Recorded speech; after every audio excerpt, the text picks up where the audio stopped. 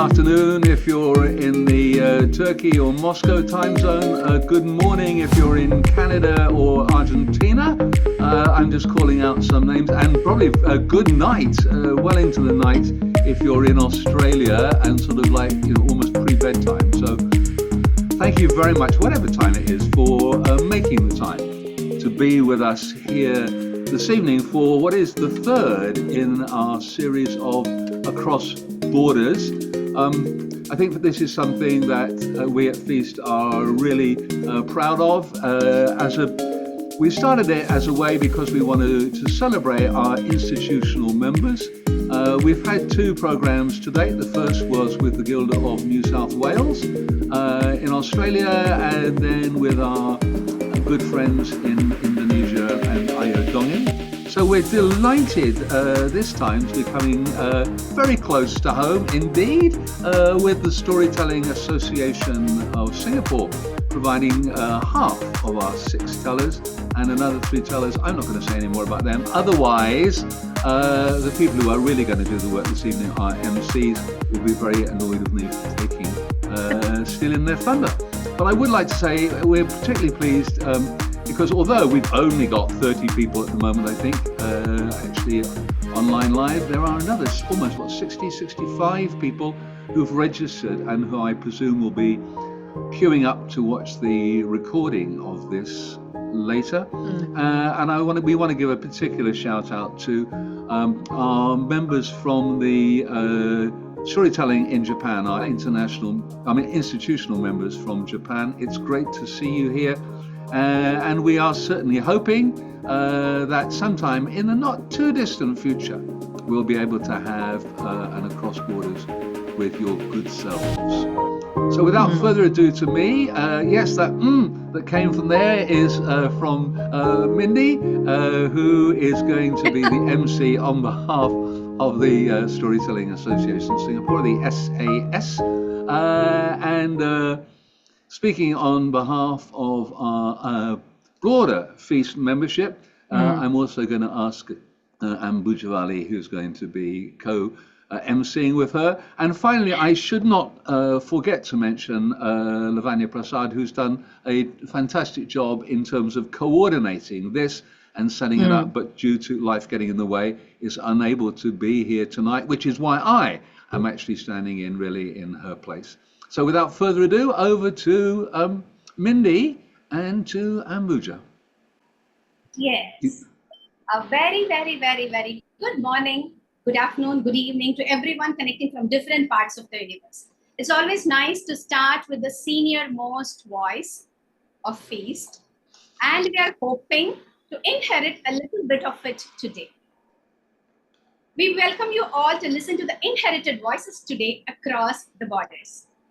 And I am Ambuja Javali from Chennai, India, and I'm super happy to be facilitating the show along with dear Mindy from Singapore. When we say inherited voices, what are we talking about? We are talking about all these stories passed across generations. Mysterious, mythical, funny, playful, sometimes very secretive too, whispered across the kitchen tables, sung in lullabies, but sometimes carried in silence too. And these are the stories that shape us. They can be loud or they can barely be a whisper, but always, always powerful. Isn't it, Mindy? Yes, so these voices, they can bring comfort, some challenge us, and some help us to understand where we come from.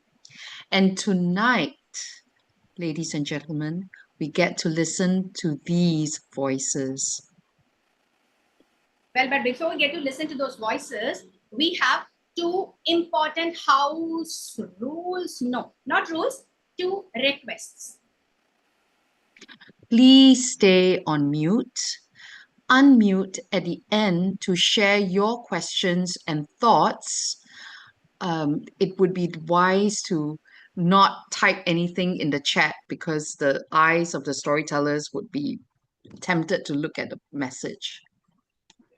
So unmute after the end of all the stories, not in between the stories, and also type all your comments, everything But do send those in the chat only when we, that is either Mindy or myself, are coming on the screen. Please refrain from sending any chat messages to everyone when the teller is telling the story. You can send secret private messages, that's not a problem, but not to the teller. Okay? Okay, fine. Yes, Mindy, are we ready? Yes, we are. Okay, so let's begin. Our first story will be shared by a dear storyteller friend of mine, Juriah Atan. It is an ancient tale from the Sejarah Melayu, which is Malay for the Malay annals. And Juriah has been telling stories professionally since 2006.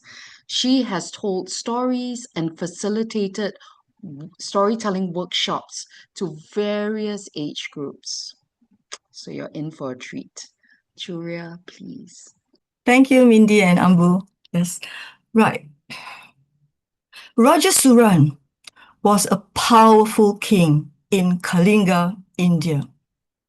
He was a direct descendant of Alexander the Great.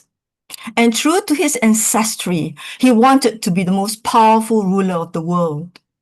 The kings around, near neighbors, and everywhere who have heard of him were so afraid of him and his mighty army. They paid taxes in the form of rice and gold. This made Raja Suran very happy. One day, he heard that the Emperor of China did not want to acknowledge that he was the most powerful ruler. He fumed in anger. For days, he thought about it, and finally, he decided to invade China.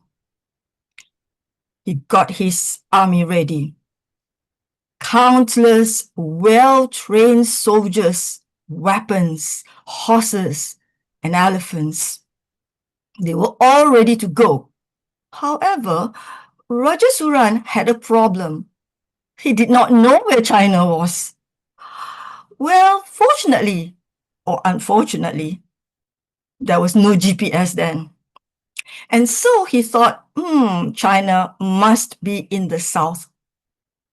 So he marched his army to Myanmar. And people said that whenever the army passed, the forests flattened, the rivers dried up, the mountains trembled, and the army took 6 months to pass each village. The army traveled southwards along the coast, and they came into Thailand and on to Malaya. They came to the end of Johor. They were at the beach of the Strait of Johor, and there was no way to go across that body of water.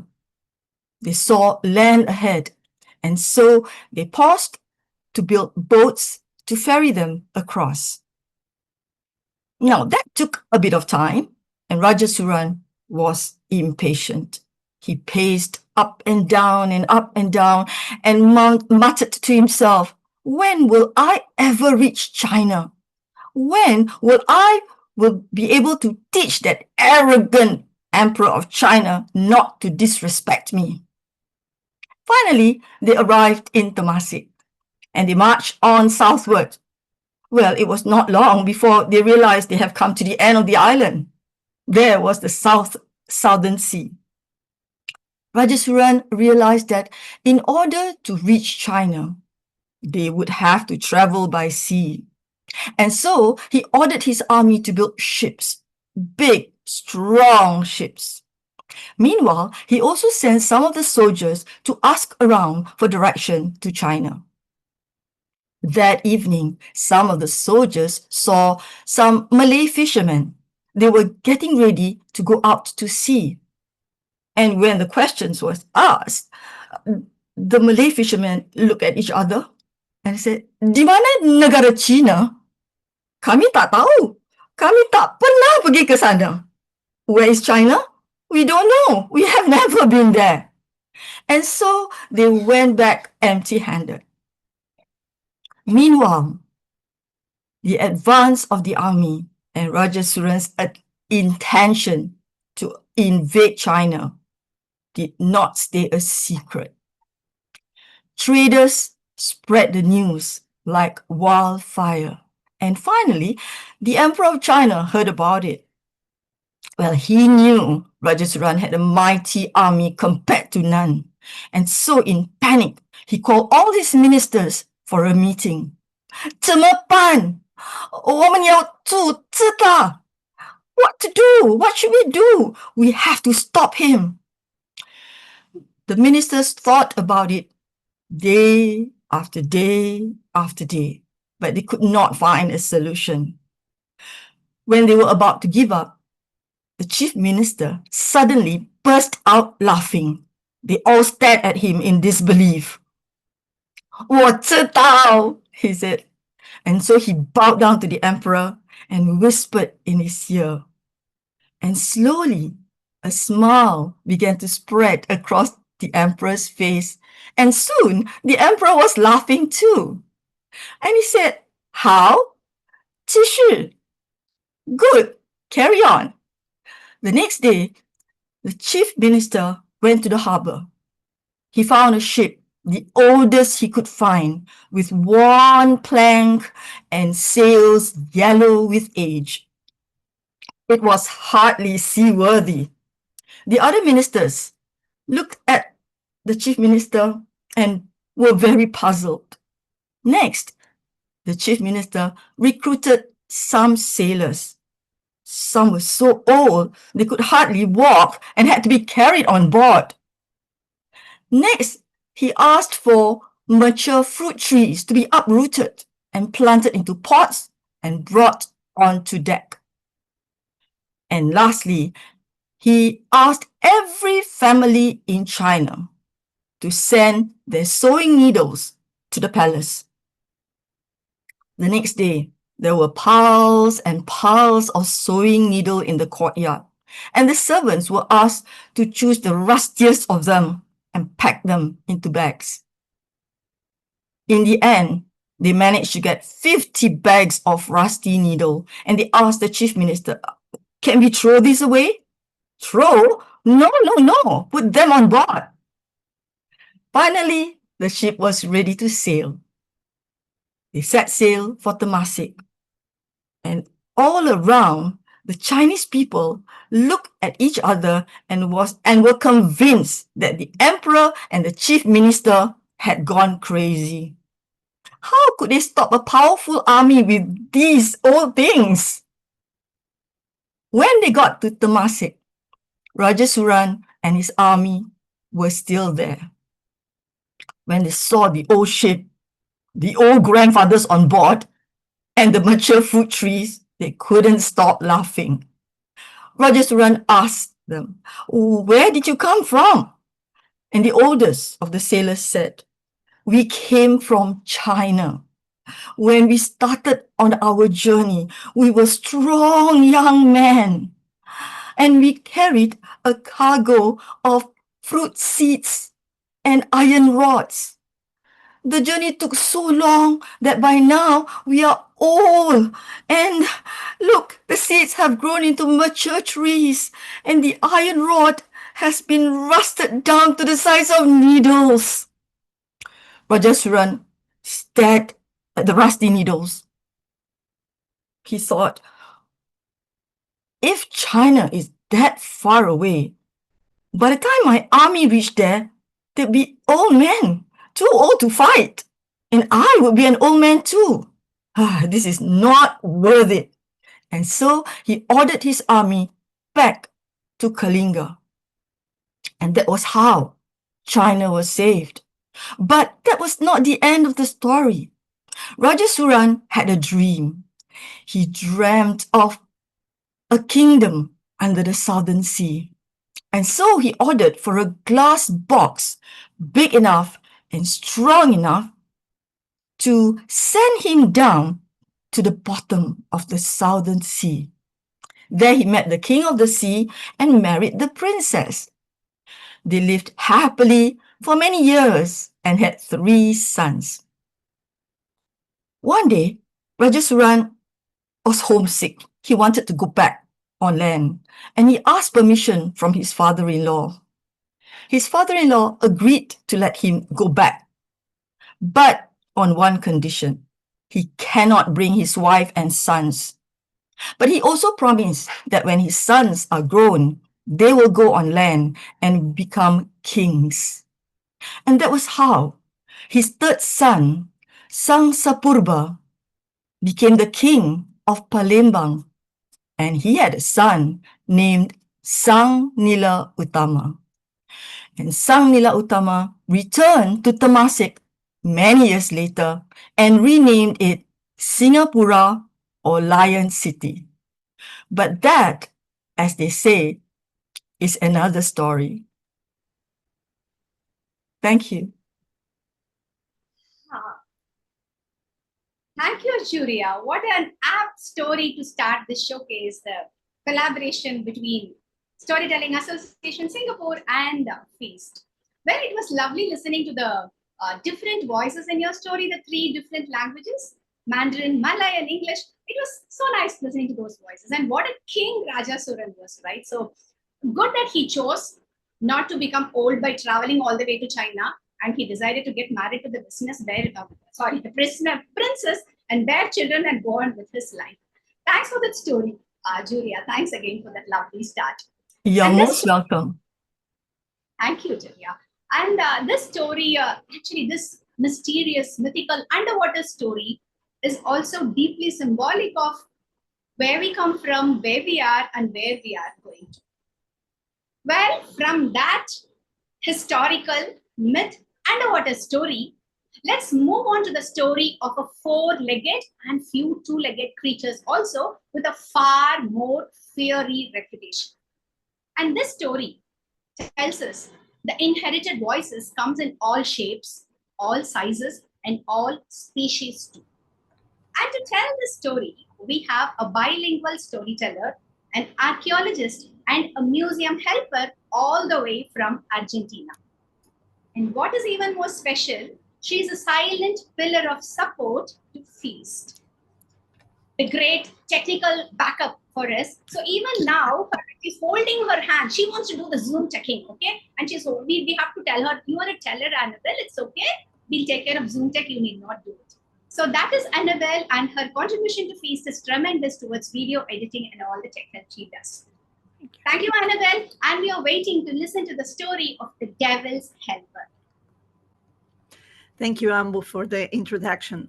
And after we did some rehearsal, there was a question that made me start this story in a different way, because this happens in the north of my country, the north of Argentina, and it happens in a place called Ingenios.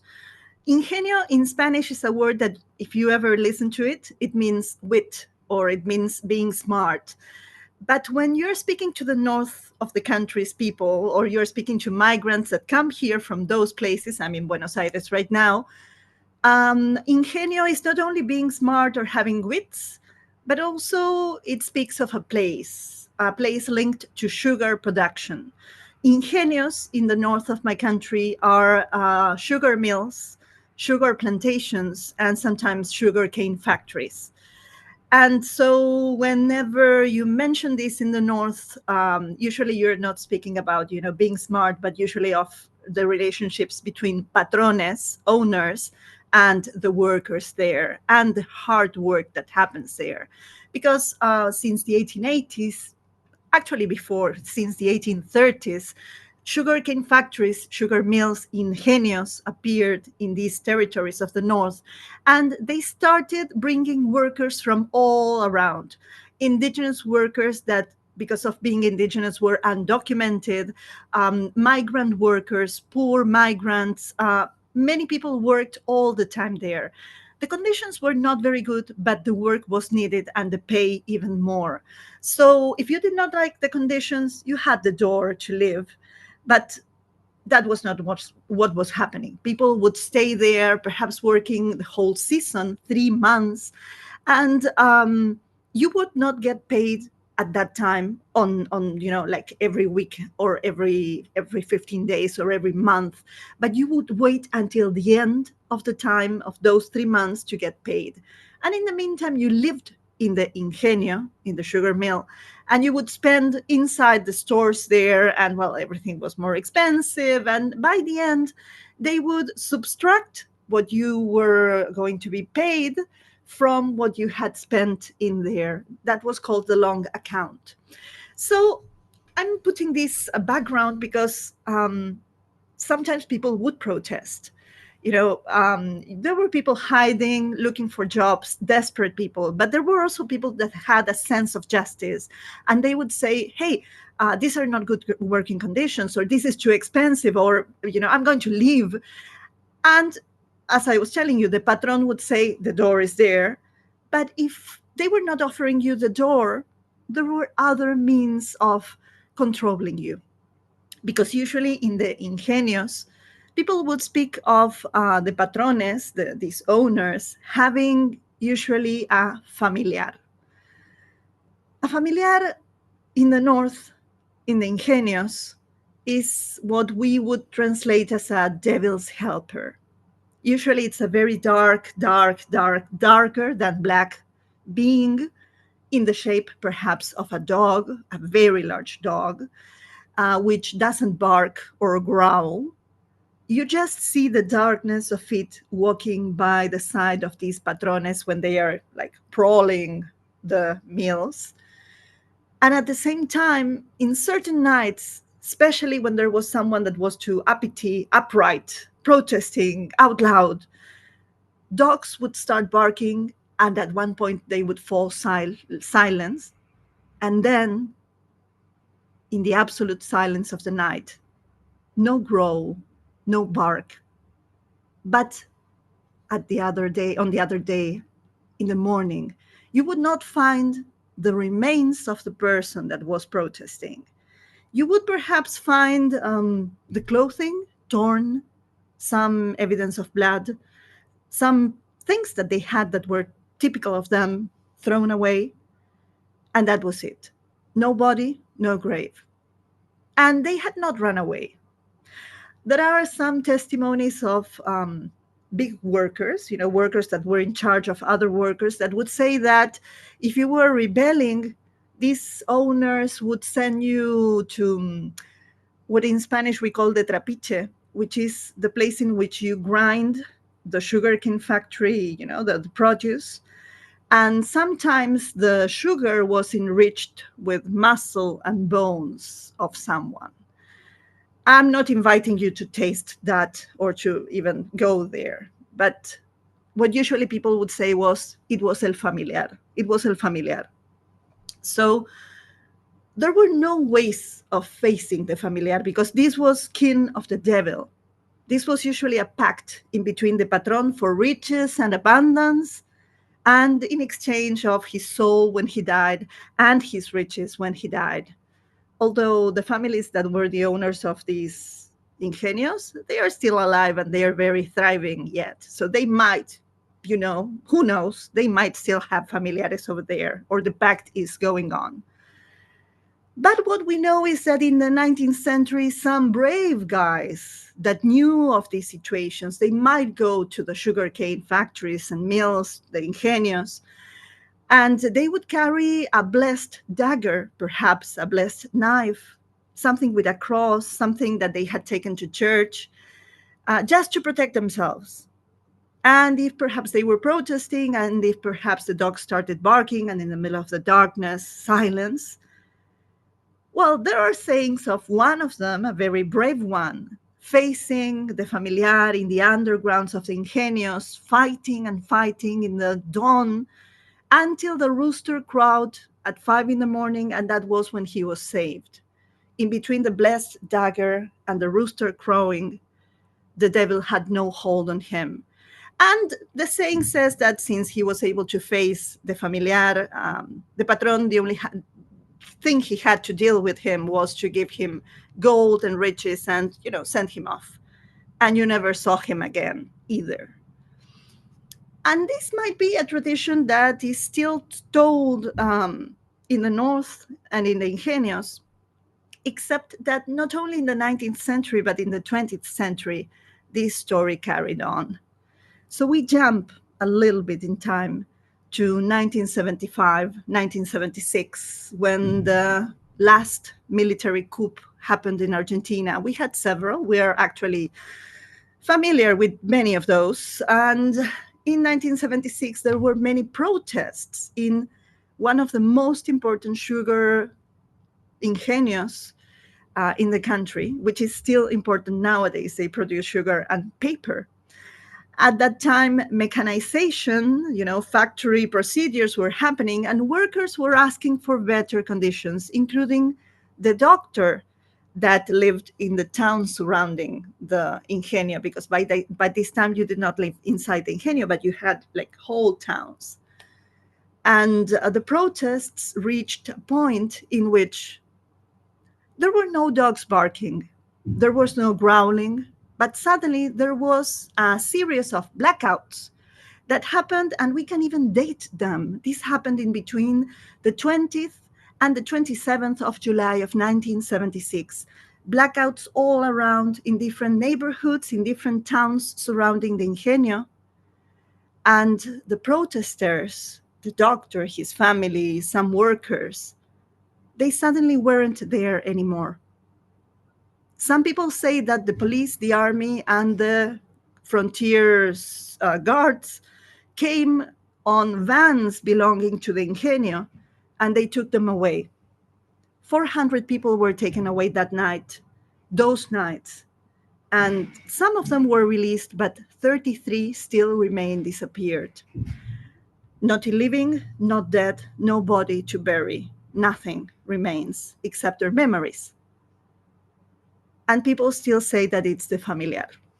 They say that the familiar rises again when you protest against the ingenio, against the government, and someone might bring a dagger with a blessed cross or some other solution.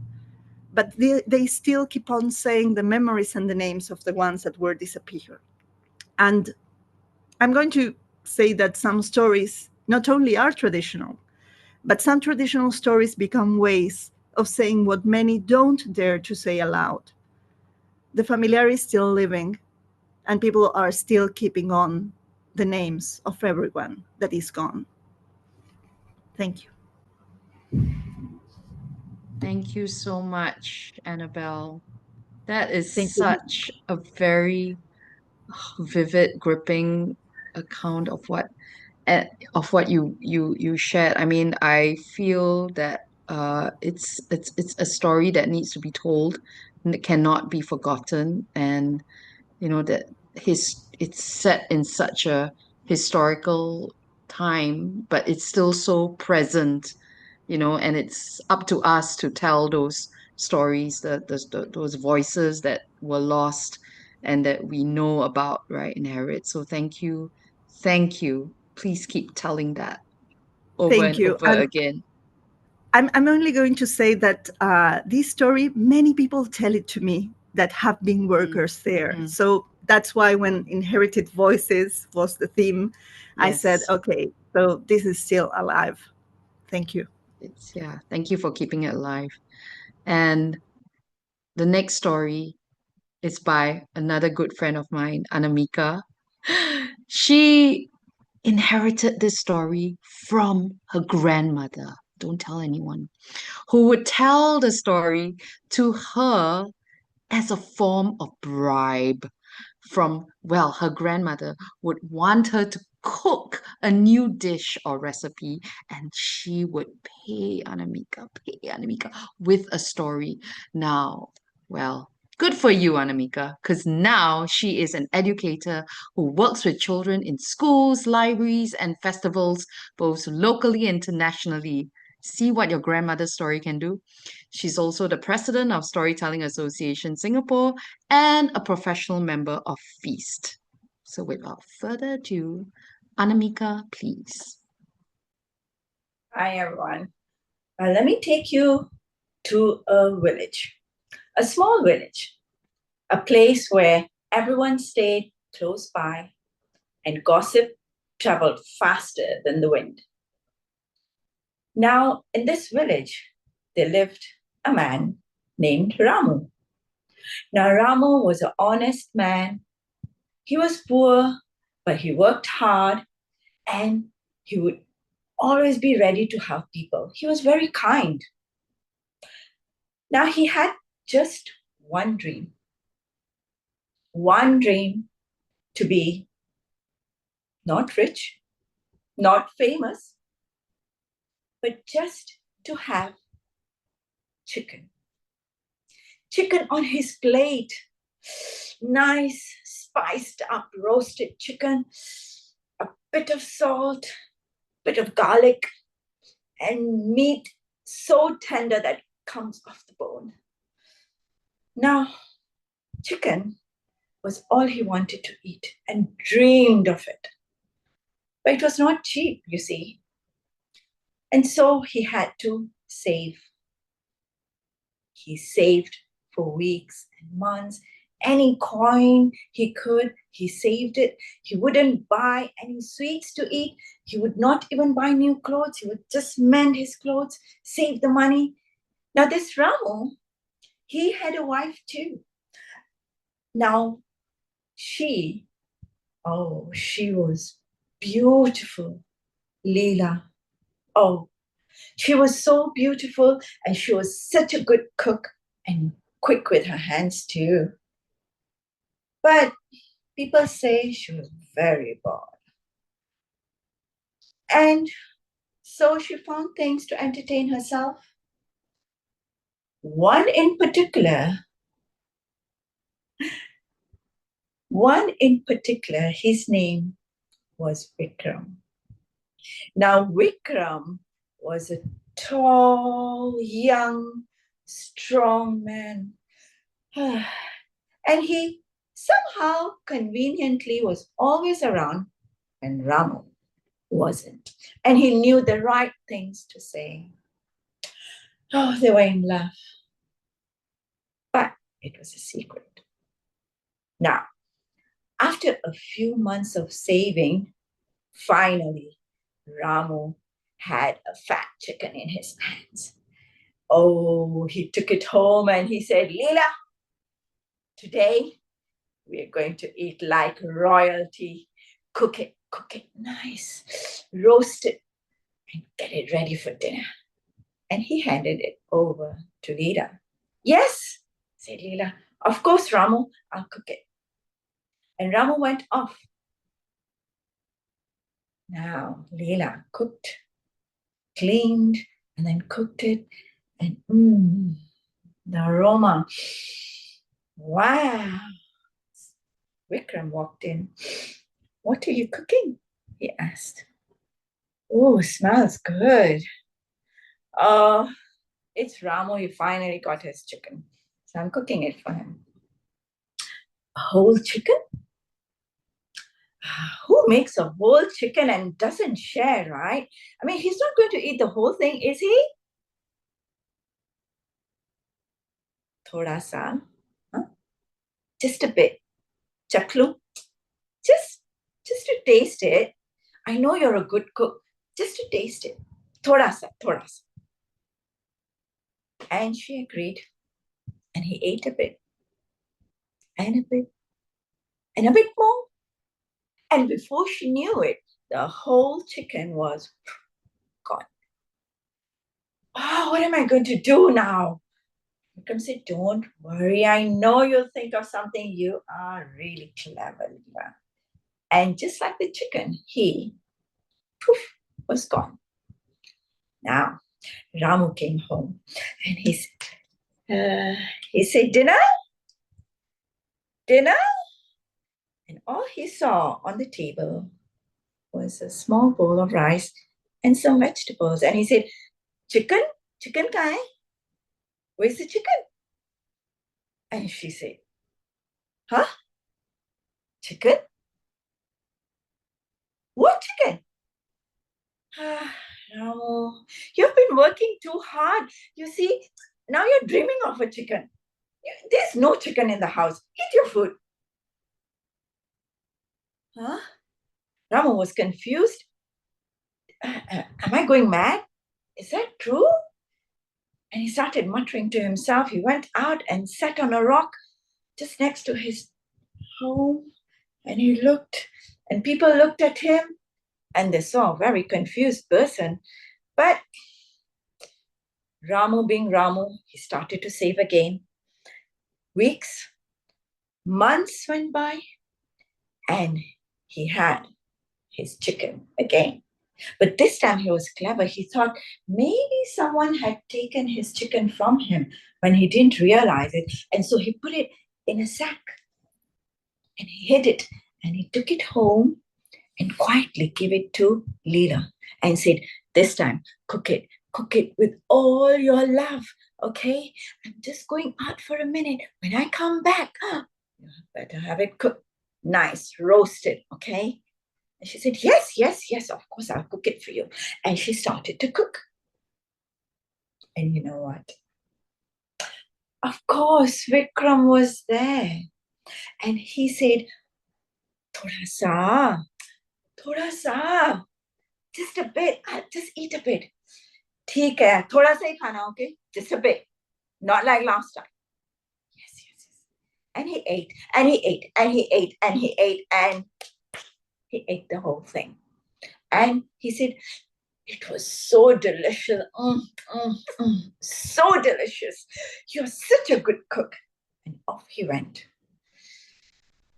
When Ramu came, he didn't wait for anyone to lay the table. He went, got his plate, put it on the table. He said, Lao, let's eat. Dinner. Aaj to khayenge, chicken khayenge. We'll eat chicken today. And Leela, she went out and she said, everyone look at my husband. Every day he comes home and asks me for chicken. Where am I going to get chicken from? Look, I don't even have money for food and he's saying chicken. Well, the neighbors came, the friends came, all looked at the drama. Some said poor, and some said poor him. But everyone watched because who doesn't like some gossip? And wrapped in drama, oh, that's the best thing. And later everyone went back and Ramu, started to save again. And he saved for months and months. And finally, when he had a chicken this time in the market, he held on to his chicken and he went, chicken, you see? He showed it to the baker. He showed it to the goldsmith as well. And the neighbors and everyone. And as he went to the house, he called, Leela, Ajo, come. Yeah, he handed the chicken to her. Now you see, everyone has seen, I have given you the chicken.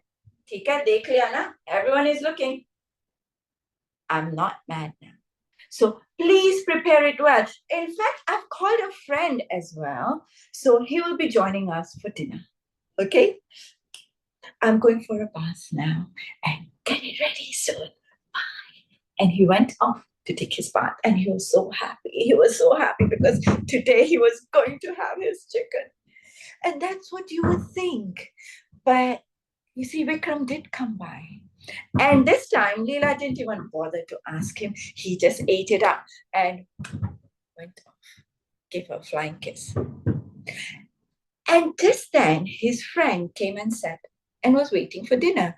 When Ramu came up, oh, hi Manoj, sit down. I'm going to check in the kitchen what's happening. And he went in. And Leela said, oh, it's so hot to cut. Can you hold this? Can you hold the knife for me, please? And so she gave the knife quickly to Ramu, and Ramu was holding it and waiting.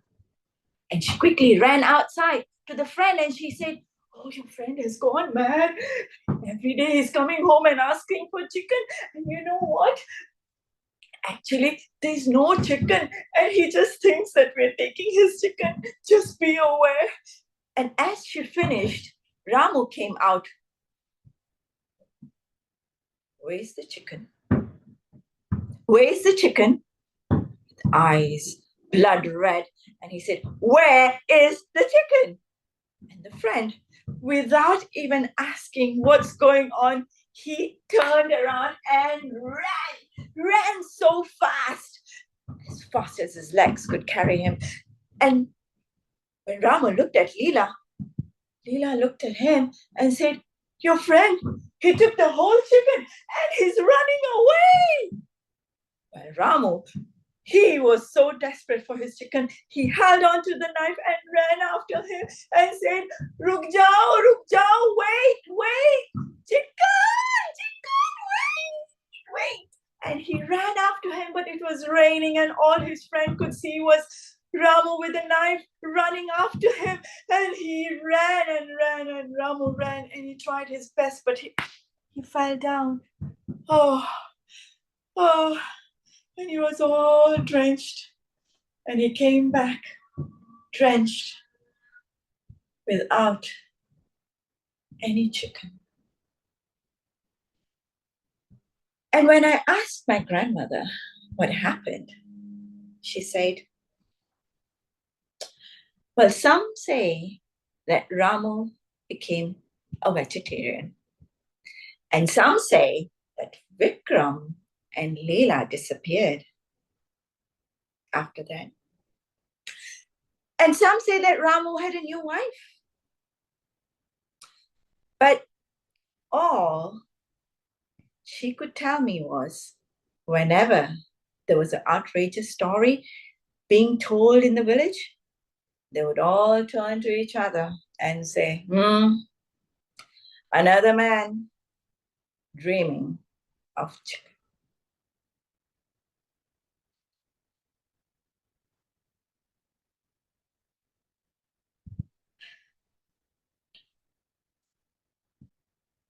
And I'd like to share a picture of my grandma and me together enjoying stories. Thank you, Anabelle.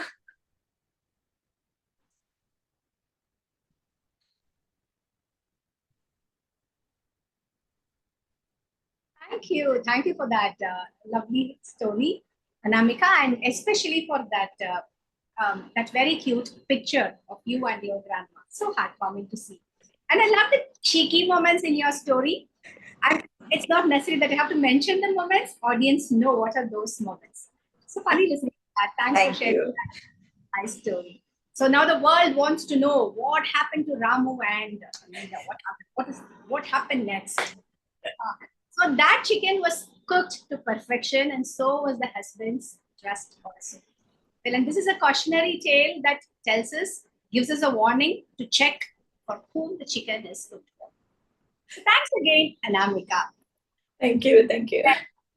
From that secret dinner, now we are moving to a sacred river in Japan. This story tells us how inherited voices connect us deeply with nature and divine, and what happens when we disrespect both. Sometimes, you know what? Listening to these voices is more than just tradition. It is survival also. Ohshima-san from Japan. She joined Feast through her first interaction with Feast was the mentorship program of storytelling for adult audiences. And then she did the Foundation of Oral Storytelling course, the FOOS course. And then something magical happened, both for Ohshima and for all of us. She became one of the mentors of the most happening SIG, the Special Interest Group of Feast, that is the Feast Plotluck Improv. And I feel proud to say I am one of the mentees of this Plotluck mentors, Roger and Ohshima. And Ohshima has a special mantra for all of us, which she has been trying to put into her head, and that is, it is perfectly right to be wrong. I can visualize all the Plotluckers saying this. Okay, thank you, Ohshima, for all that you have done. And we are waiting to listen to the story of the sacred salmon. Hello, I'm talking to you from Niigata, Japan. Niigata is a middle-sized city, and by the way, do you know where Japan is? Let me show you. Okay, Japan is the center of the world in this map. Okay, and Niigata area is here. It's facing China or Korea, and it doesn't move. Oh, okay, Niigata. All right, and okay, this is Niigata, like state Niigata prefecture, and I live in Niigata city. And Niigata city has a big river, which is the longest river in Japan. And the story is from here. This is Shinano River, and this is Agano River. And okay. And okay, it's nowadays the areas like this, and the opening of the river is now a big port. But before, a long time ago, it was a great river for fishing. So there are many salmons there. And this is the picture of salmon ascending the river to lay eggs. And, okay, this is again, the story is from here. This is like eastward of Niigata city. And we still have names of the names from the story. It's a real story. It's a legend of this area. Okay, so this is the opening the river, and this is the river Shinano. And we had a rich man, very rich lord called Ose no Choja. It's and we still have Ose town. No, there was like 50 years ago, and they changed the name, but the other places are still there. So this is a legend map, and we have Monomiyama. It's an observation hill, and we have Fujimicho. It's a west area viewing town, and it's a peony hill, Botanyama, and they say the Lord planted the peonies. And we have like Yama Kido, Shimo Kido, Naka Kido, Kami Kido. So Kido means wooden door. So these are the doors to the fence, wooden fence, and a wooden door to his manor. All right. Thank you. And okay, my story is from there. Okay. 昔々あった点がの。They say there was a story long time ago. By the river Shinano, there lived a very, very rich man.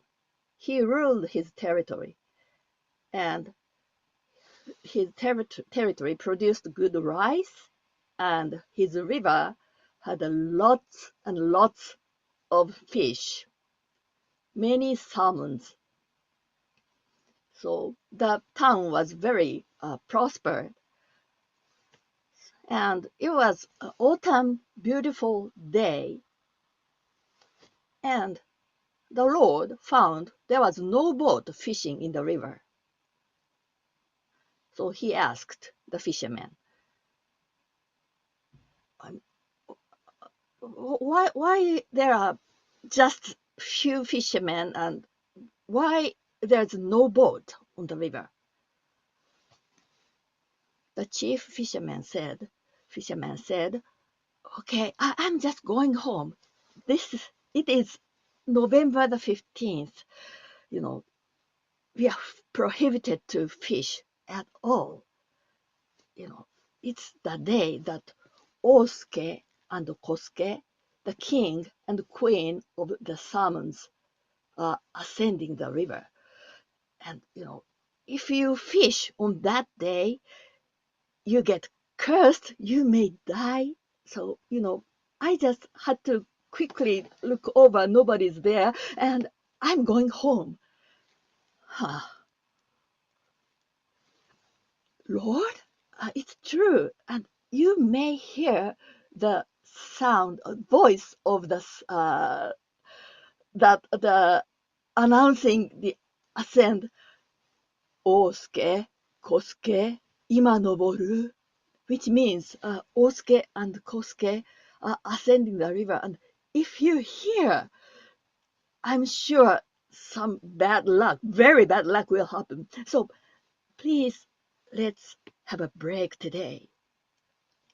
Since there was no fishermen there was no fishing that day. But the rich lord didn't believe what he was saying.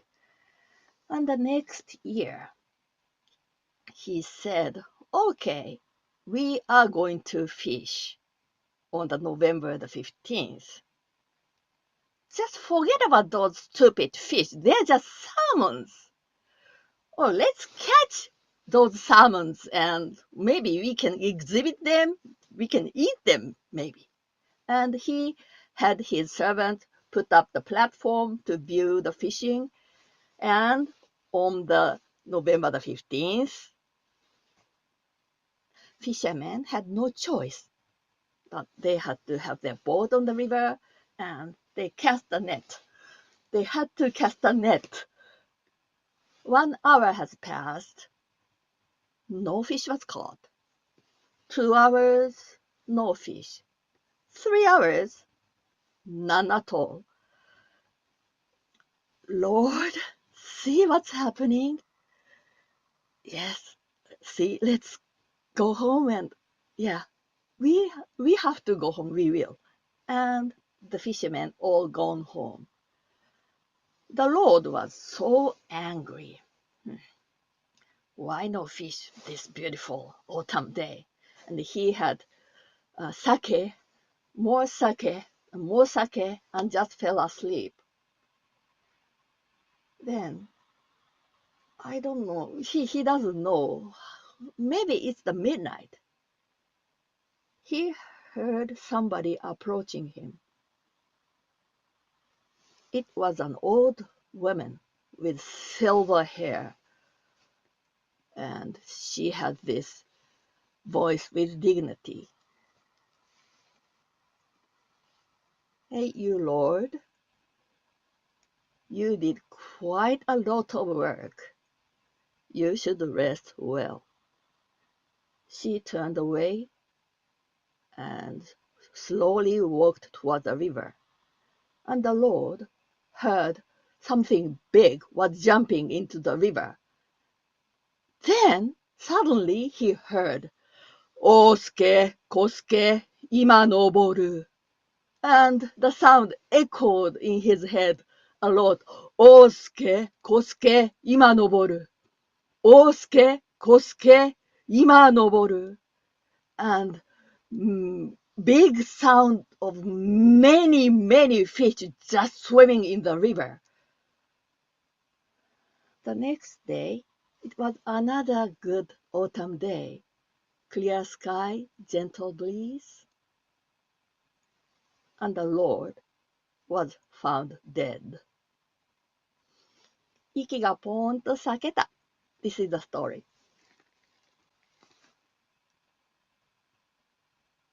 Ooh, Ohshima. Hello, you took my breath away. Okay, wow. I mean, this is a cautionary tale. Sometimes when you don't listen to inherited voices, when you don't listen to the voices, the wisdom, sometimes it doesn't turn out well, right? And you told it so well. Thank you. Yeah, it was really an eye-opening tale. And if I ever get to that part of Japan, I would certainly remember your tale. Well, it's no longer Ah, I see. yeah, we don't fish there anymore. Okay. Fortunately, unfortunately, I don't know, but Mm. Well, at least I have one tale in my bag from Japan, right? So thank you. Thank you so much. Yeah, and we go on now to present day Pakistan.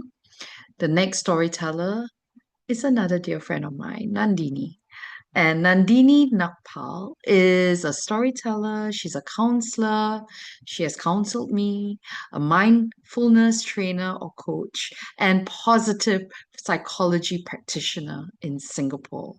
So she would like to dedicate this story to her maternal and paternal grandparents, many Sindhis who were displaced during the 1947 India-Pakistan partition, as well as their future generations, can only dream of visiting their ancestral land, the Sindh province, in present-day Pakistan. Her hope, therefore, is to bring a little bit of Sindh to you through a story. From the land of the Indus River, the story of Suini and Meher. So Nandini, please. Thank you, Mindy. My story takes you back a long, long time ago, all the way to the 10th century AD, when a beautiful baby girl was born to Charkat Samtheo, a man from the Samthea tribe. She was named Soini, which means beautiful, for indeed her beauty was truly unmatched even as a baby. As she grew up into a young woman, her beauty got the attention of many. Yet Soini was married off to Dhamma, a man from the Samthea tribe, but a man who was quite unimpressive and crude. Now, one of the rituals in a Sindhi wedding is the milk ceremony, where the bridegroom and the bride have to take a sip of milk from the same glass. But Soini's family forgot to complete this ceremony, this ritual. And so when Soini left for her marital home, her family decided to stop en route at a buffalo farm. This buffalo farm belonged to a young herdsman, Meher. When Meher handed the glass of milk to Dhamma, he turned his face and refused to drink the milk. He then handed the milk to Soini. Soini took the glass and took a sip of the milk. When she handed the glass back, she glanced up and caught a glimpse of Meher. He too saw her, and their eyes met for just one moment. Who knew that that moment would change the course of their destiny?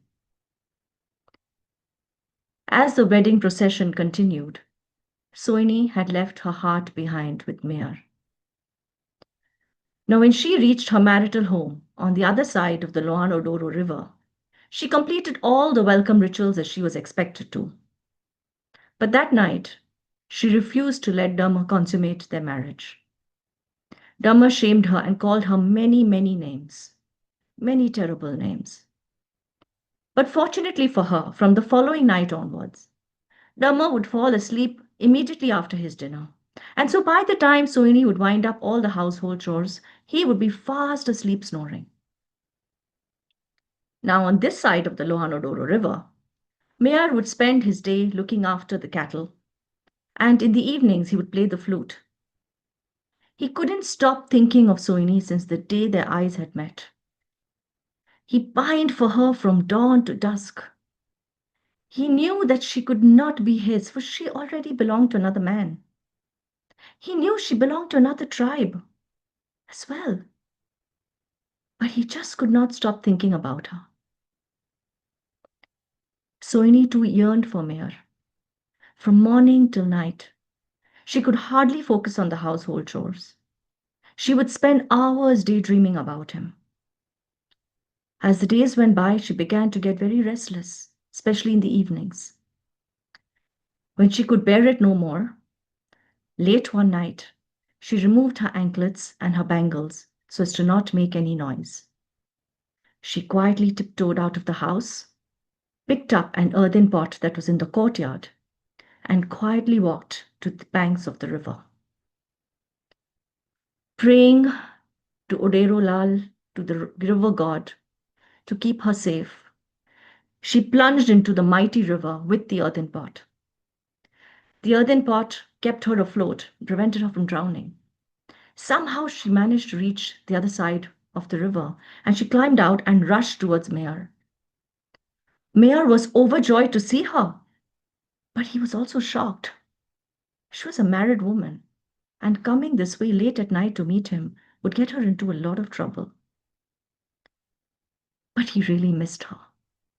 And so he didn't say anything. They held each other for as long as they could without saying a word. But they both knew that it was only a matter of time that Sohini would have to go back home.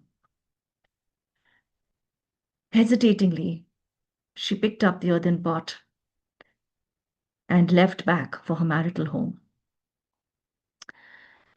She reached the other side of the river just before dawn, just in time to change out of her wet clothes and get into the kitchen to begin the household chores. Nobody suspected anything. And after that day, Sohini would go regularly to meet Mayor on the other side of the river. Whenever she would see him, her eyes would light up with joy, her face would break out into the most beautiful smile. They would spend many, many priceless moments of laughter together. They would eat their meals together. Sometimes a simple dal bhaji pulko, just some lentils, some vegetables, and rotis. Sometimes something a little bit more celebratory, pallo chawar, the delicious river fish palla and rice. She would spend hours listening to him playing the flute. And then they would lay in each other's arms without saying a word. Oh, but time would pass so quickly. And Sohini would have to leave back to go home. Now, this went on for many weeks. One morning, Sohini's mother-in-law realized that Sohini was looking quite exhausted, but there was an unusual glow in her face, in her eyes. She decided to confront Sohini. Sohini, chato the? Sohini didn't say anything. Her mother-in-law suspected something. And so she decided to stay up and watch what was happening. She thought that maybe her son was keeping his wife up all night. But nonetheless, she had to confirm. And so she stayed up. And she saw Sohini leaving the house. She waited up all night and saw her returning just before dawn in wet clothes. She decided to confront her again. Sohini, किथे वही हुई?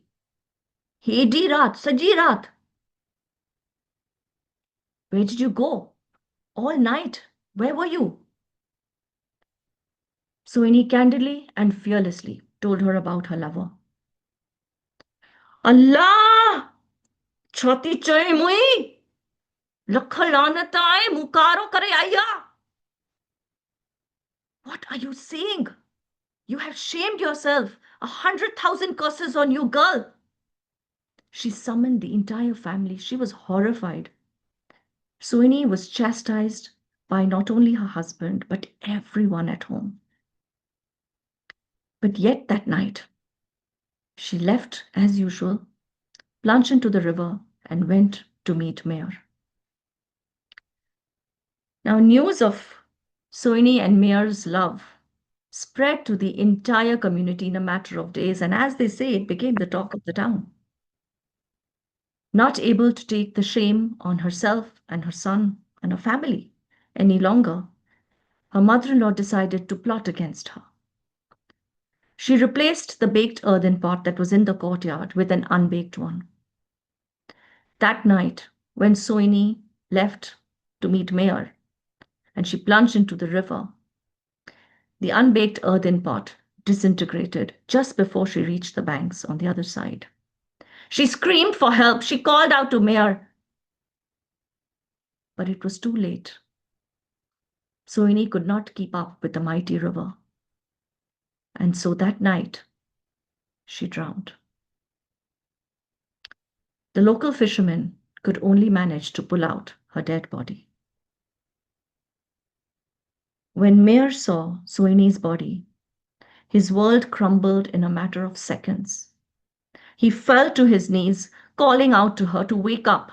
Uttha Sohini, uttha, Hane uttha, uttha Sohini. Wake up, Sohini, wake up now. But he knew she would not wake up. Plunged in deep grief.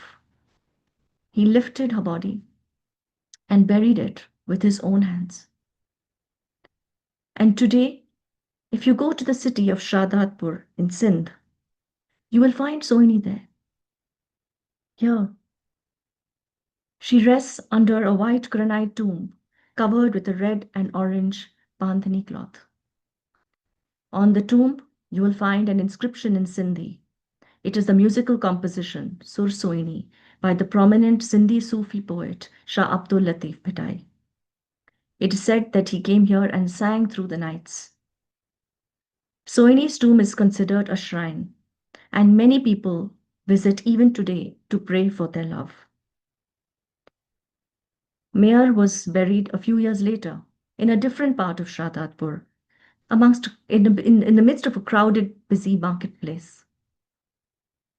Sohini and Mayer could not be together when they were alive, and sadly, they are kept apart even in death. Thank you.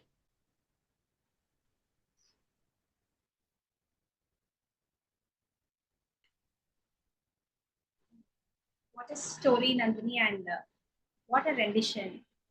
It takes a lot of time to come out of the story. I mean, such a deep, deep, deep story.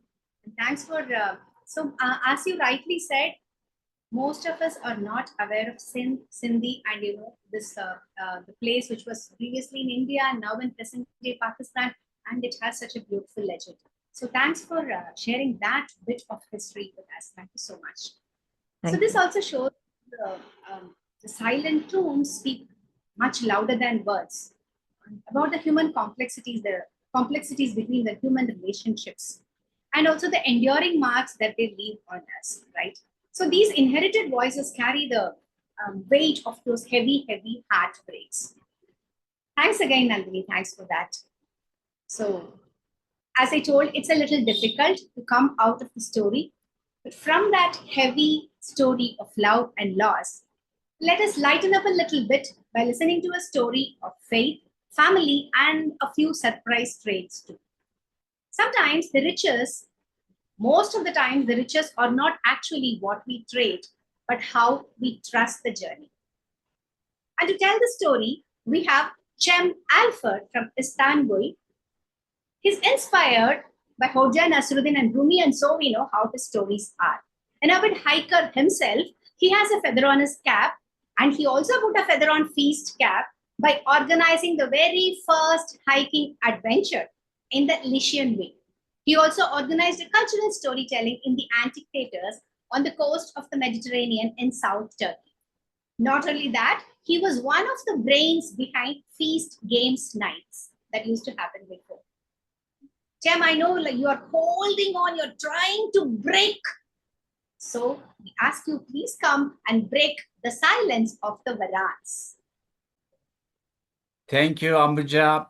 Thank you, storytellers, for these fabulous stories. So I have the difficult task to lend those stories as well as the audience to the earth. So with my story, of course. So once there were two brothers. While sharing the inheritance from their deceased father, the elder brother cheated the younger one, and he said, "Well, our father loves you very much," pointing out to the new barn that had been finished just a few days before his father passed away.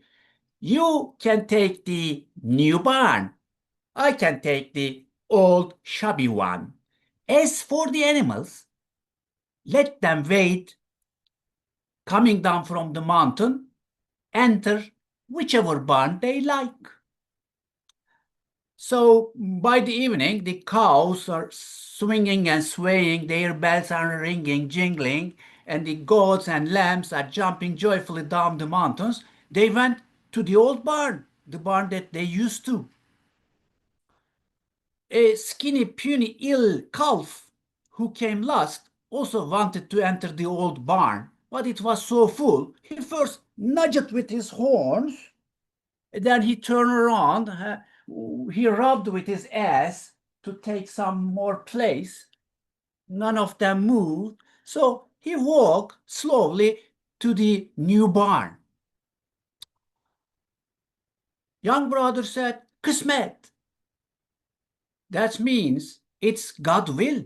Everyone will find their fortune. So as time passed by, the elder brother got rich and the calves gave good milk and they got fat, whereas in the new barn, the ill calf get weaker and weaker. Young brother thought, I should take him to the market and sell it before it dies. So he tied a rope around the calf and took him to the market. Halfway through, they stopped by a fountain where he saw a large, big varan, a carnivorous reptile, a lizard, standing on a big rock. Selamun aleyküm, he said. And the varan nodded as to receive its greeting. So the young brother began to explain, I'm taking the calf to the market to sell it. Don't look at its frail appearance, it's a good animal. There is a long way to the market. If you want, I can sell it to you. So Varan nodded as seems to be interested. Then how much you going to pay me? 50 silver coins? Varan did not move. 40 silver coins?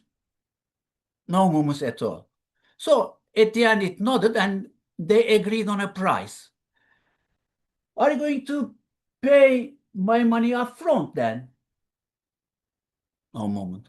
Are you going to pay this by tomorrow morning? So shall I leave the calf here by the fountain? So he tied the calf to the fountain and be back home. When his brother learned what happened, he got angry. Are you stupid? How would you ever entrust a calf to a reptile? Kısmet, said the young brother. We'll see it tomorrow. So on the next day, he dressed up nicely and he went to the fountain. The lizard was still there, the same rock, but the calf was nowhere to be found. There were some bones scattered there, here, and, on the ground. Selam, did you bring my money? But why you are waiting for? Give my money. Stop fooling around, give my money, or I know what to do, shouted the young brother. So with anger, young brother took a stone and threw it to the big reptile. The stone hit a jar behind. The jar broke and some golden coins started to flow out clinking.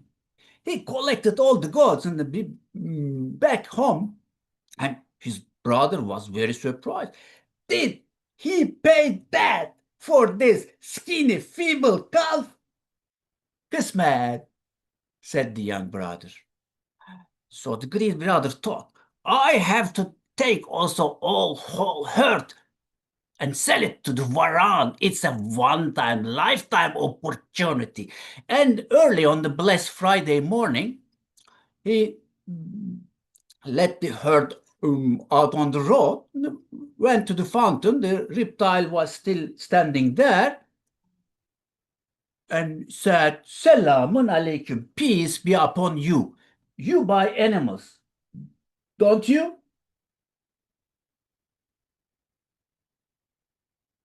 Are you going to buy my animals too? Are you going to pay the same amount of gold per head you paid to my brother?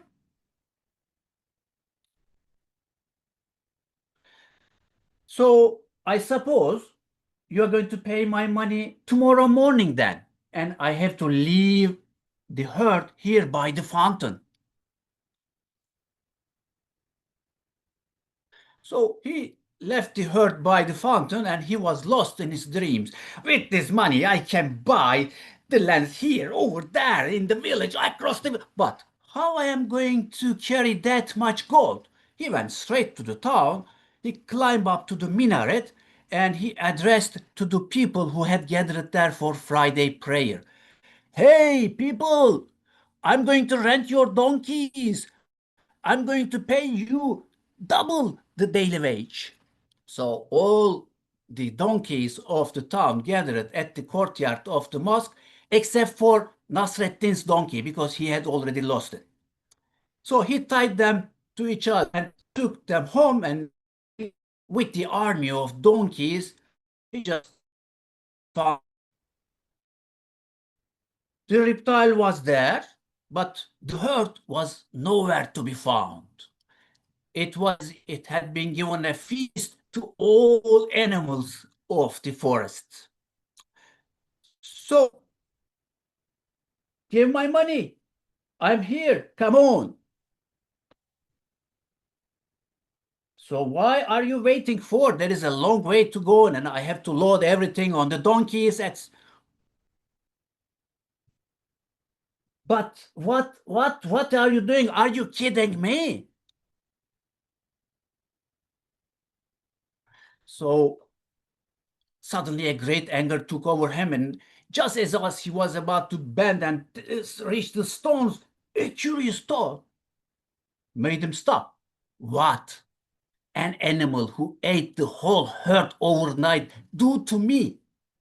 So of course he couldn't dare. So he took all the donkeys back home.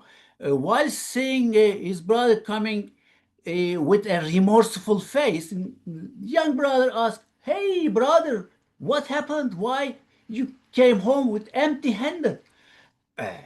Well, said greedy brother, he couldn't find that much gold at once. He called me to come tomorrow again. So the little brother opened up his hands towards the sky, said, "Good luck, brother. Everyone will find his fortune." Kismet!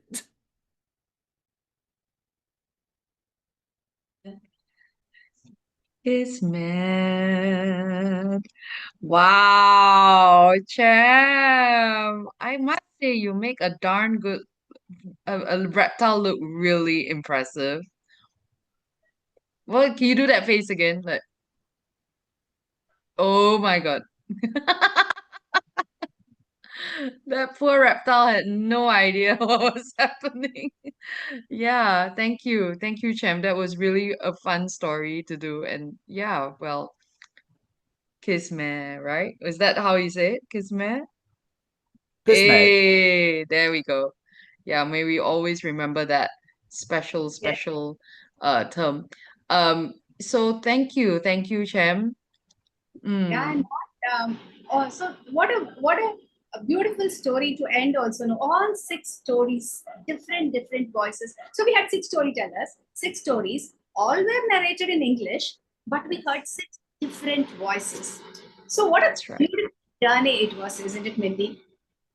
Oh my goodness. From Raja Suran that said Yeah. that voices of ambition just don't echo on land, but also travel through kingdoms, oceans, and time. Yeah, and then we listened to the Devil's Helper, and which told us how even the strange and the supernatural beings can carry the inherited warnings and instincts. Indeed. And don't forget about Anamika's story from her grandmother about the chicken, a proof that some voices come as whispered betrayals, passed down as cautionary tales through generations. And from that secret dinner, we moved to the sacred river in Japan, and just where the inherited voice took the form of silence, a quiet reverence to the divine, and what happens when we don't listen to them. Absolutely. And then to the haunting tombs of Cindy. Voices of the past speak not through words, but by what remains.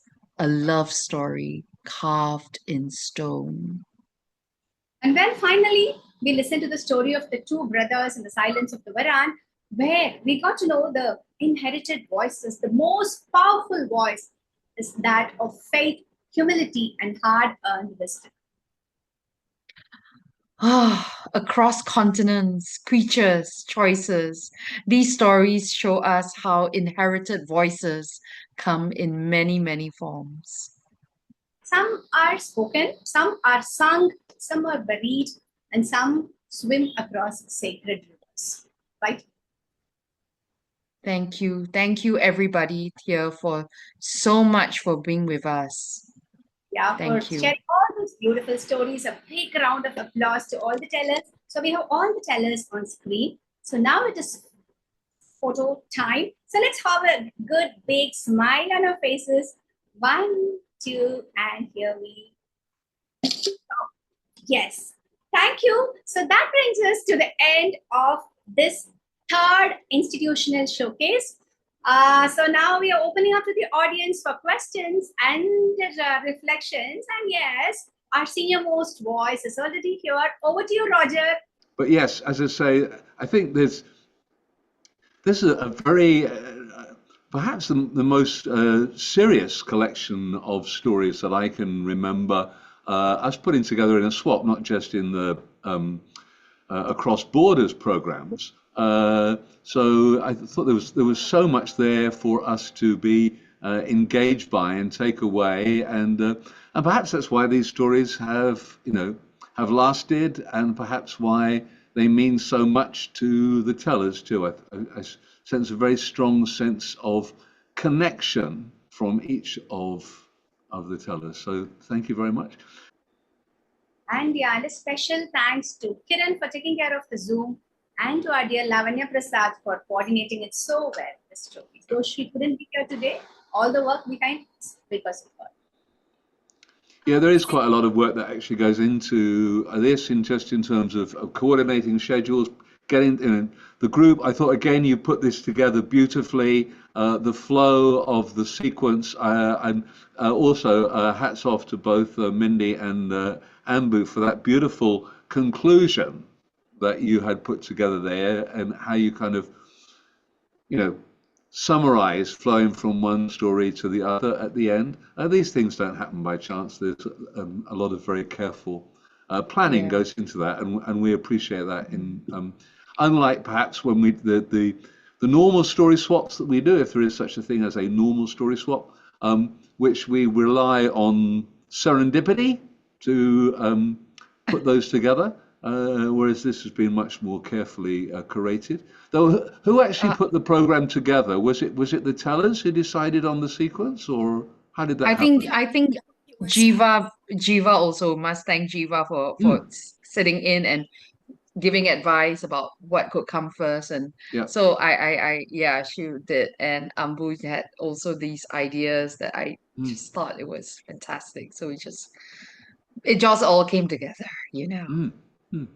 Let's open this up. If anybody has a comment, we'll just put you all on gallery now.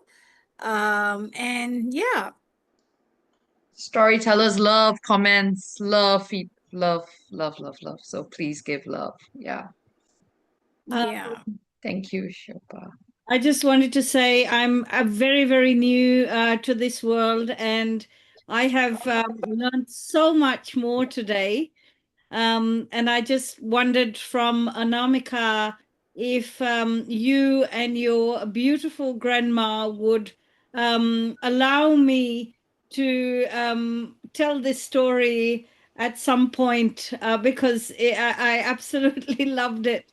So would I have your permission to retell the story? Yes, sure. Go make it your own. It was fabulous. Well, I thought it just fitted right, because it's the recipes that she used to teach me to cook.